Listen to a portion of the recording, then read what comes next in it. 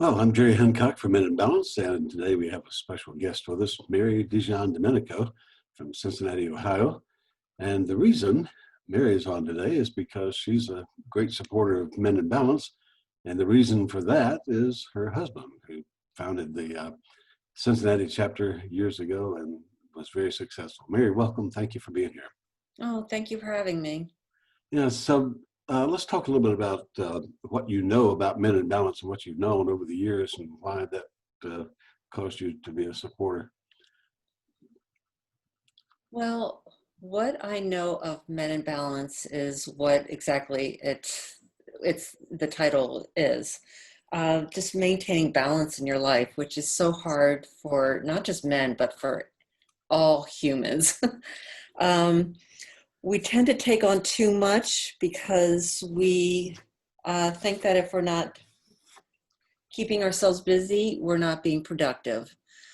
Uh, and then when too much comes on board, then we just can't manage our time. Our family lives suffer. Um, our health suffers, um, and relationships suffer. Hmm, wow, that's well said. I couldn't have said Mhm. it better. Um, so back when my company, Alexander Hancock Associates, was doing work for Fidelity Investments, and we started doing some work with Carmen, your husband, Carmen John Domenico. And it just so over dinner one night, I think I mentioned that I had this little nonprofit that I was working with, and he got really excited about that. And as a result, started the Cincinnati chapter, as you know, and at one time had as many as 100 people attending on Saturday morning. I flew up there one Saturday morning just to visit because it was such an incredibly powerful experience to be with 100 men in a Wow. church who wanted to really make themselves better. So I'm curious what you knew from your side when Carmen got involved in that. Did he talk about it a lot? Was that something that he got excited about at home? He did. He didn't really talk about it a lot. He lived it, so you knew that it was a big part of his life. He just tried to set an example. Tried to be that quiet leader. So we knew that it was an important component of his life to have balance and to get other people, other men involved. Going back into the history of Carmen, his parents were divorced when he was 18 years old, heading off to college.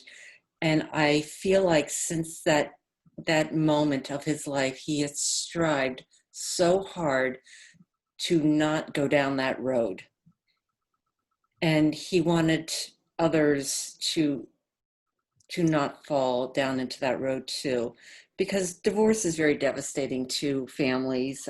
It's devastating to kids, and it was to him even at the age of 18.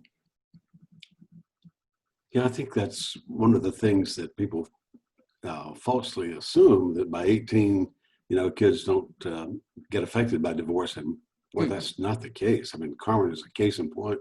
Yes. Um, so Carmen was a vice president at Fidelity and then at T. Rowe Price. And even though he had this title and this heavy workload, what amazed me is he took Friday afternoons off to call people to make sure they showed up at the Men in Balance meeting on Saturday morning. That's phenomenal. I thought so too. How he managed his time was amazing because, he did that for Men in Balance, but he did it for his family as well. He was always home in time for dinner. He was always home in time to get the kids to their activities. The only time that he wasn't home is when he was traveling, but otherwise he did not sacrifice family life for work life. Hmm. And somehow he managed his time. He was very good at delegating, and I think that's what made him successful. Yeah. Well, and uh, just looking at him from a consultant point of view, I mean, I've got to say, I admired the way he was able to tackle a project, see it to completion, bring people in as team members on it, get people excited and motivated about it. Yeah. His branch always seemed to outstrip everybody else in terms of performance. That kind of motivation and dedication is just unusual in the workplace.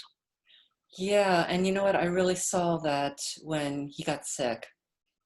People came to his bedside, came to help me out because I don't know. He just somehow he just I don't know what it was, but he didn't lead with an iron fist. He led with with enthusiasm. He played sports, most of his life growing up, and he just always brought that team play into the work area. It wasn't about him being, um, you know, him alone being successful. He was only successful as much of his team would be successful. So he knew it took a team, no matter if it was 5 people or 500 people. It took a team. It was a team effort, and he was just always that guy that just wanted to get people excited. And it's funny, he was not book smart at all, and he would agree to this. He was not book smart, but he was people smart. Yes, he was. He knew how to talk to people.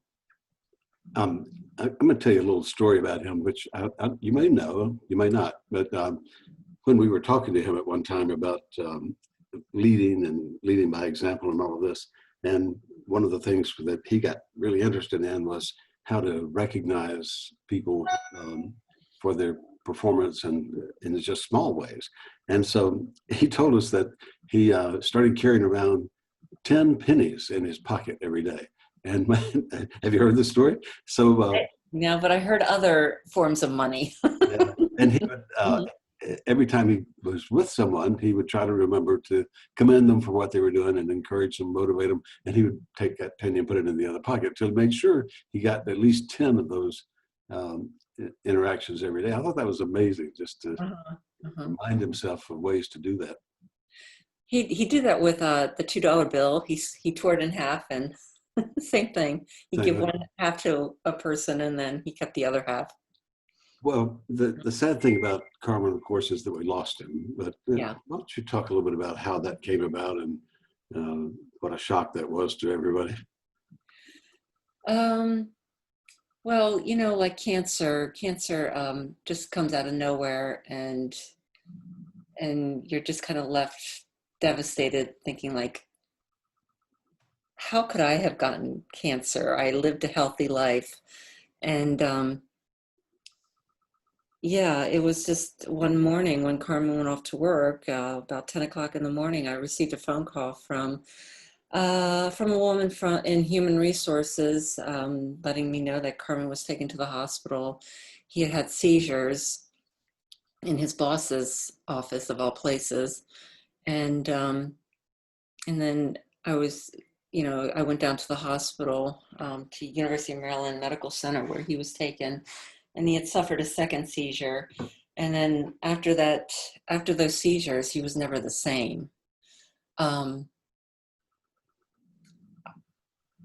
I lived the past 4 years in shock. Like I lived the past 4 years just going through, repeating that day over and over and over and over, and not just that day, but that day until he died. Like, what happened? It was very shocking because it happened so quickly. He was so young, and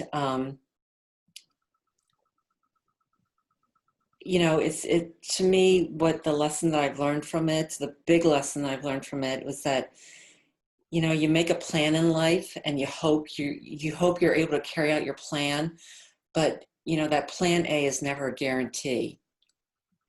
And our plans were, the plan for Carmen and I was that we would live to be 90 years old.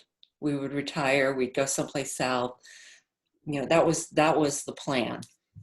And And I've been living in this plan B mode, and I don't know what to do with myself. I'm sure. Yeah. Yeah, It's yeah, just such a yeah, shock. No one could yeah, anticipate. No one could prepare for it, right? yeah, yeah. I haven't figured out what plan B is yet. Yeah, it's amazing. Talk about your children and Carmen's children. How are they doing? How did they handle his death? And what do you think is going on with them now? Um, my kids they're doing great. They're amazing kids, and not because they're Harvard educated or anything like that, or these great athletes that you wish that your kids would be, you know, the number one kid. They're amazing because they're so different, and I love that. Um, they love their dad very much, and the thing that they knew about their father was that he loved them unconditionally. There was no expectations, um, other than, you know, just being the best person you can be at whatever you're doing. Um, and they respect him for that. They still respect him for that. And he's not forgotten. There's no regrets. You know what I'm saying? Like, Yeah. oh, I wish I should have, or, you know, I wish we could have. I wish I would have had that conversation with my dad. I wish you know, there's no unresolved business that he left behind with his kids, even Well, at their, you know, your reasonably young age of, you know, early 20s. um, they felt that they'd gotten every bit of love and respect and admiration that they would want to get from a father. They got it from Carmen. well, I had several private conversations with him offline, and his dedication to his family was just unquestionable. It was Yeah, the central thing in his life, it was. and I think he honestly had trouble understanding why that wasn't true for everybody. Um, Yeah, yeah. he thought that was Uh-huh. just a given in the human Right, relationship stuff. right. So Yeah, yeah, yeah. You know, and I feel the same way too. It's like this, because I come, my family life is very solid. You know, it wasn't perfect, but it was very solid. Our relationships together were very solid, and and they still are. I have great relationships with my sisters and my parents, and for me, yeah, it's a given that you know, the family stays together. They help each other. They love each other. They work together. You know, to me, it's like it's not that hard. it's and it is such Uh-huh. important. Geez, I mean, Yeah, I mean, I need my family. Like, I need them. So why am I going to make things difficult? Why am I going to create unnecessary drama if I need them so much in my life? That's how I live.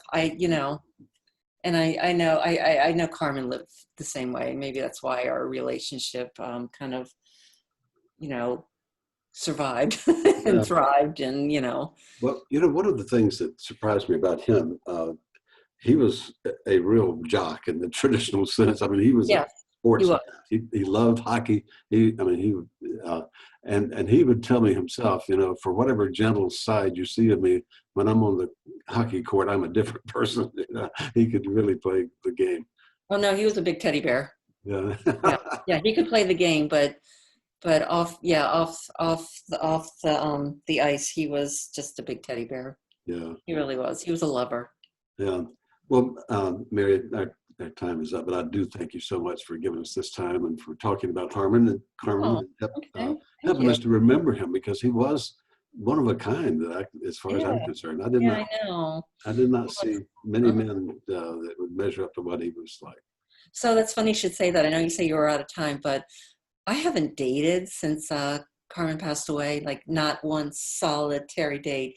And it's because of that. Like, how will I ever replace Carmen? How could I Mm. ever replace what Wow. I had in my life?